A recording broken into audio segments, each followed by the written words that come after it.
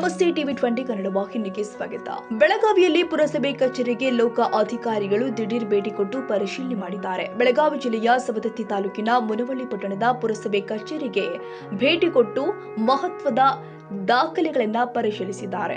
ಪುರಸಭೆಗೆ ಲೋಕಾಯುಕ್ತ ನ್ಯಾಯಮೂರ್ತಿ ಬಿಎಸ್ ಪಾಟೀಲ್ ಭೇಟಿ ಕೊಟ್ಟು ಜಿಲ್ಲೆಯಾದ್ಯಂತ ಹಲವು ಕಚೇರಿಗಳಿಗೆ ಭೇಟಿ ಮಾಡಿ ಕಡತಗಳನ್ನು ಪರಿಶೀಲನೆ ಮಾಡಿದ್ದಾರೆ. ಇನ್ನು ಮುನವಳ್ಳಿ ಪುರಸಭೆಗೆ ದಿಢೀರ್ ಭೇಟಿ ಕೊಟ್ಟು ಕಡತವನ್ನ ಪರಿಶೀಲಿಸುತ್ತಿರುವ ಅಧಿಕಾರಿಗಳು ಜನನ ಮತ್ತು ಮರಣ ಪ್ರಮಾಣ ಪತ್ರ ಸೇರಿ ವಿವಿಧ ದಾಖಲೆಗಳನ್ನ ಪರಿಶೀಲನೆ ಮಾಡಿದ್ದಾರೆ. ಸಾರ್ವಜನಿಕರಿಗೆ ದಾಖಲೆಗಳನ್ನ ಕೊಡಲು ಅಧಿಕಾರಿಗಳ ವಿಳಂಬ ವಿಚಾರಕ್ಕೆ ಸಂಬಂಧಿಸಿದಂತೆ ಹಾಗೂ ಸಾರ್ವಜನಿಕರಿಗೆ ಸರಿಯಾದ ಸಮಯಕ್ಕೆ ಪ್ರಮಾಣ ಪತ್ರ ನೀಡುವಂತೆ ಪುರಸಭೆ ಅಧಿಕಾರಿಗಳಿಗೆ ಈ ವೇಳೆ ಲೋಕ ಅಧಿಕಾರಿಗಳು ಖಡಕ್ ವಾರ್ನಿಂಗ್ ಕೊಟ್ಟಿದ್ದಾರೆ.